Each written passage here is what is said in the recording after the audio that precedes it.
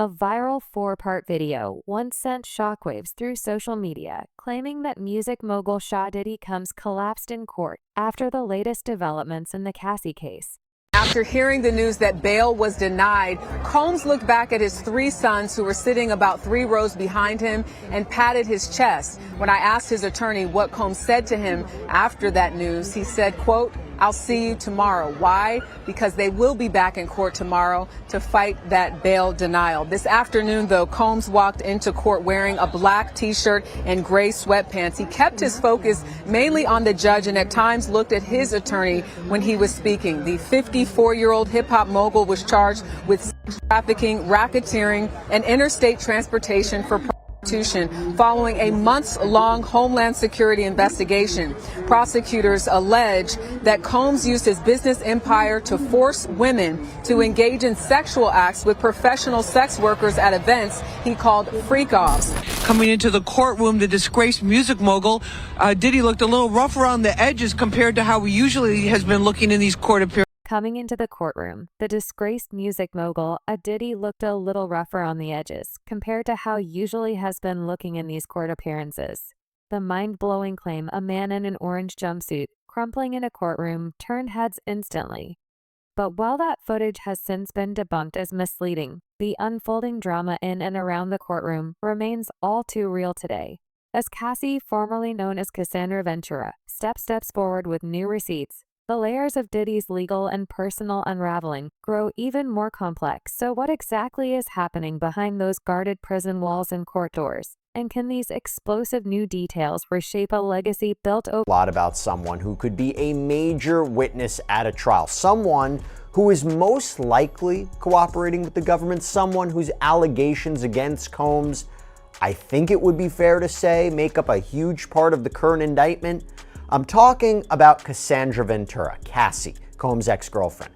And remember, she sued him back in November of 2023 for sexual assault, battery, sex trafficking. This is among other claims. And that case ultimately started the ball rolling with more lawsuits filed against Combs and ultimately culminated with these criminal charges. In fact, there is an argument to be made that in Sean Combs' indictment for racketeering conspiracy, sex trafficking, transportation to engage in prostitution, she's allegedly victim 1, who was allegedly sex trafficked by force, fraud, or coercion. There is an argument to be made that that is her. Actually, one of her main accusations that we're going to go into is specifically described in this indictment. Again, it seems to me that her claims are what make up the majority of this indictment. Then the suit says, quote, "The truth, however, is that Cassie, Miss Cassandra Ventura, was held down by Mr. Combs and endured over a decade of his violent behavior and disturbed demands.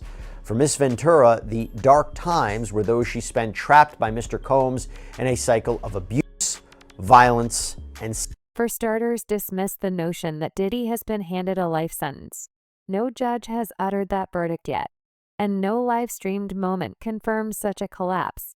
Instead, Combs finds himself detained at Brooklyn's Metropolitan Detention Center, facing serious charges of coercion and abuse that span several years.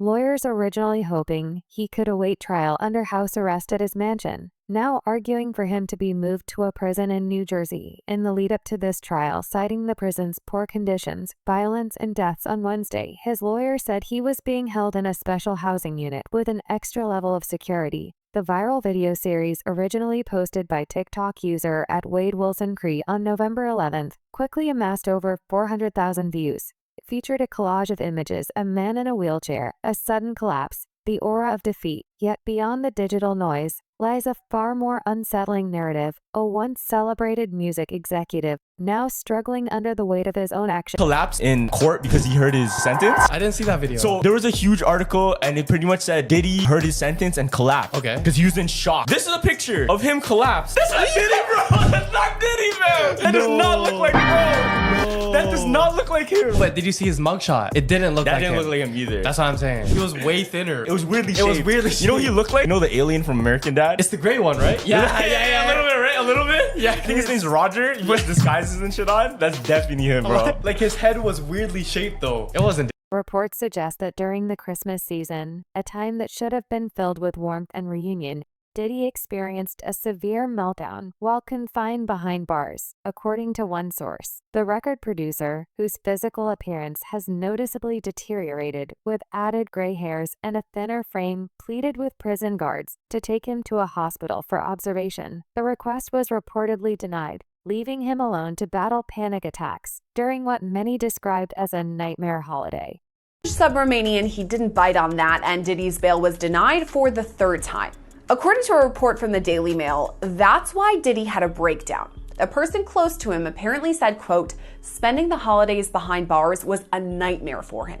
If we're to believe all this, Diddy had a meltdown in his cell and begged the guards to take him to the hospital for observation, but they refused. This same friend or person told the Daily Mail, quote, he eventually managed to calm himself down with the meditation technique he's been using while he's been behind bars.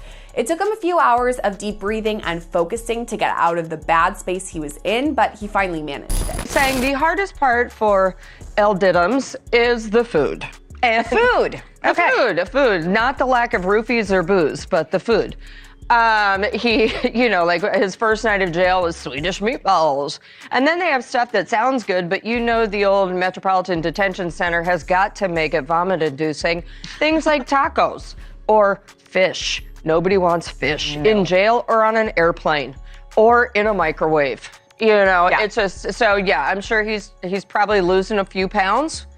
And that's his complaint. With his high-powered legal team promising swift bail, the reality that he remains incarcerated intensifies the scrutiny. Meanwhile, a court order has even mandated the destruction of his jail cell notes, an unprecedented step that underscores the controversial nature of his detention.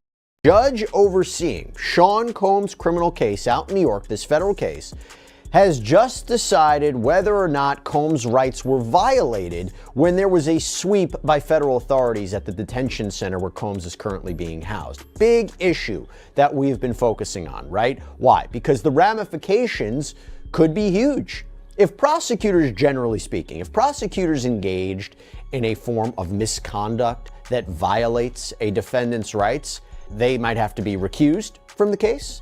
The evidence could be excluded from trial. Maybe if something is really egregious or bad, the case gets dismissed. So I want to go through this order from Judge Arun Subramanian of the Southern District of New York. It's really fascinating. So again, Combs is facing federal racketeering, sex trafficking, and prostitution charges with a trial scheduled for May. Now, this is how the order begins.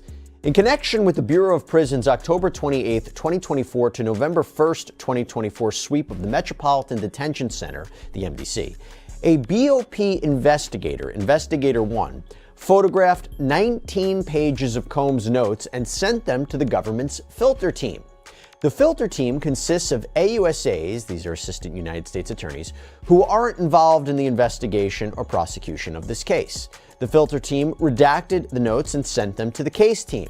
The case team consists of the agents and AUSAs investigating and prosecuting Combs. So let me start there. So yes, there was a raid at the MDC. But the plot thickens further with the emergence of Cassie's lawsuit in a dramatic twist that shifts the spotlight from mere courtroom theatrics to deeply personal allegations. Cassie, once romantically linked to Combs, has come forward with accusations that have rattled the music industry. She said from that point forward, she was terrified, isolated, and unable to see a pathway out of Mr. Combs' abusive hold on her life. She found herself numb to the abuse that she was experiencing. She began to blindly follow his instructions out of fear of, again, being on the receiving end of a vicious beating. Ventura described in her suit being forced to pour oil on herself during the freak-offs and being given drugs to keep her engaged in these events, which were also called FOs. Ventura also described several instances of being beaten by Combs. In September of 2018, after dating Combs for a decade, Ventura described Combs raping her after she met him for dinner. She said she actually believed they were meeting to discuss ending their relationship, but then she said he forced his way into her home. Her suit said, Mr. Combs forced himself into her apartment and tried to kiss Ms. Ventura. She told him to stop and attempted to push him away. Mr. Combs then forcibly pulled off Ms. Ventura's clothing and unbuckled his belt. Then Ventura claimed Combs raped her, and their relationship ended for good. Last November, she released this statement after filing her civil suit. After years in silence and darkness, I am finally ready to tell my story and to speak up on behalf of myself and for the benefit of other women who face violence and abuse in their relationships. With the expiration of New York's Adult Survivors Act fast approaching, it became clear that this was an opportunity to speak up about the trauma I have experienced and that I will be recovering from for the rest of my life. In documents filed in Federal District Court in Manhattan, she claims that shortly after they met in 2005, when she was just 19, Diddy began a calculated pattern of control and abuse. The suit alleges that the mogul not only manipulated her career and personal life, but also subjected her to repeated physical and sexual abuse. Cassie recounts a harrowing tale from being forced into unspeakable encounters with male escorts captured on camera during so-called freak-off sessions, to enduring violent outbursts that left her physically scarred and emotionally shattered. Cassie, Ms. Cassandra Ventura, was held down by Mr. Combs and endured over a decade of his violent behavior and disturbed demands. For Ms. Ventura, the dark times were those she spent trapped by Mr. Combs in a cycle of abuse, violence, and sex trafficking. Among other violent and unlawful acts, Mr. Combs raped Ms. Ventura in her own home after she tried to leave him, often punched, beat, kicked, and stomped on Ms. Ventura, resulting in bruises, burst lips, black eyes, and bleeding. Blew up a man's car after he learned that he was romantically interested in Ms. Ventura. Forced Ms. Ventura to engage in sex acts with male sex workers while masturbating and filming the encounters. Ran out of his apartment with a firearm in pursuit of a rivalry industry executive whom he learned was nearby. Demanded Ms. Ventura to carry his firearm in her purse just to make her uncomfortable and demonstrate how dangerous he is, and introduced Ms. Ventura to a lifestyle of excessive alcohol and substance abuse, and required her to procure illicit prescriptions to satisfy his own addiction. In one particularly disturbing account detailed in the lawsuit, Cassie alleges that during an incident in 2016, Diddy followed her into a hotel elevator bay and assaulted her. This footage released by CNN offers a glimpse into the turbulent reality behind the headlines.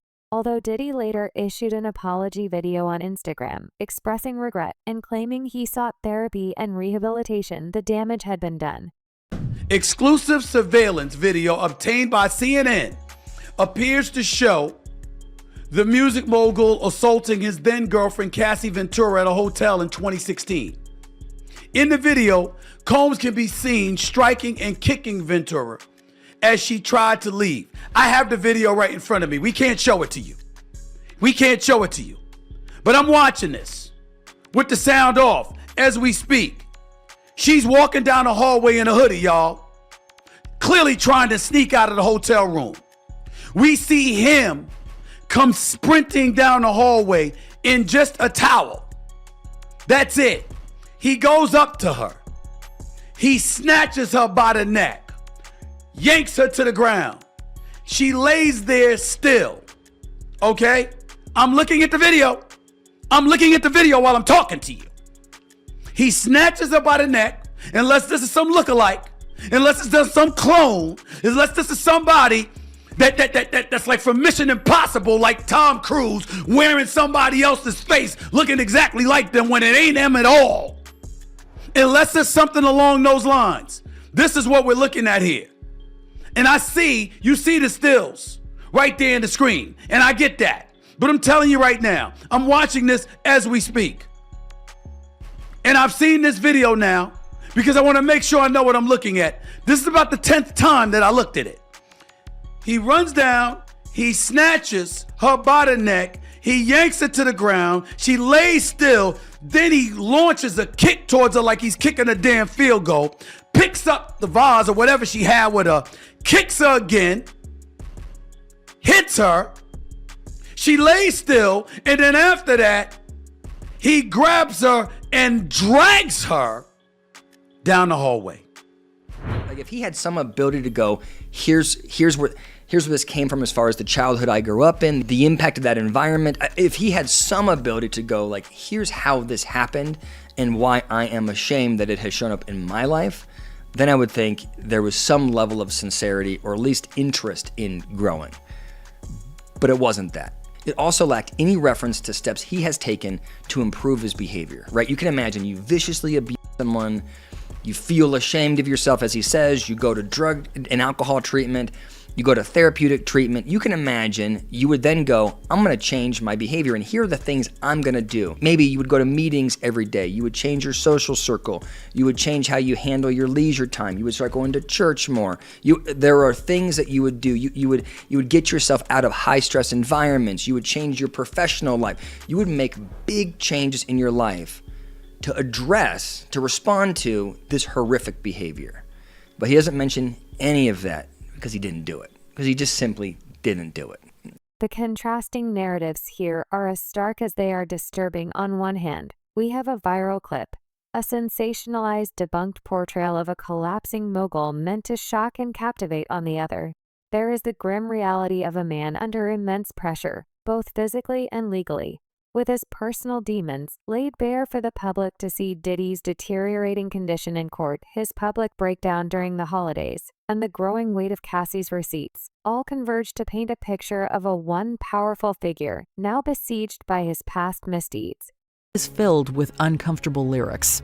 Combing through Diddy's discography, some of his music sounds almost prognostic. This includes the music video for 1998's Victory, in which the artist runs away from the authorities. Of all the songs he collaborated on, 1997's The World Is Filled may be the most unnerving to revisit. Throughout his verse, Combs sings about how it's a, quote, privilege for women to be with him, although the lyrics paint a much more troubling portrait. The line, quote, never give up freedom, feels especially ironic and creepy. This isn't just because Combs has been arrested, but considering that the charges against him include sex trafficking, there's more than one way to interpret the word freedom here. In 2002, Combs appeared in the sketch comedy's now infamous Lil Fetus episode. Combs's presence has only added to the notoriety. The episode contains a few moments that aged like milk, including young girls cheering for Combs and the singer's giant head looking through a young boy's window. Good morning. I can see in your room. Hey, stop screaming. Hey, it's just me, P. Diddy. In the cringiest scene, Jack DeSena and Brian Hearn try to wake up Shane Lyons. They turn to Diddy, who gives them a toy helicopter and tells him to shove it down Shane's pants. When that doesn't work, Combs hands them the remote control, and the boys turn the helicopter on, awakening Shane to a world of pain. Shall I? By all means. Legal experts warn that the challenges facing both sides are monumental. For Diddy's defense, dismantling a narrative built on years of alleged misconduct and personal breakdowns will require not only countering the sensationalized footage circulating online, but also addressing the very human vulnerabilities that have surfaced. Vulnerabilities that include a reported meltdown over Christmas and a visibly altered demeanor in recent court appearances. Meanwhile, the prosecution must navigate the treacherous waters of public opinion, ensuring that the powerful, often polarizing nature of the case does not taint the jury pool before the trial even begins.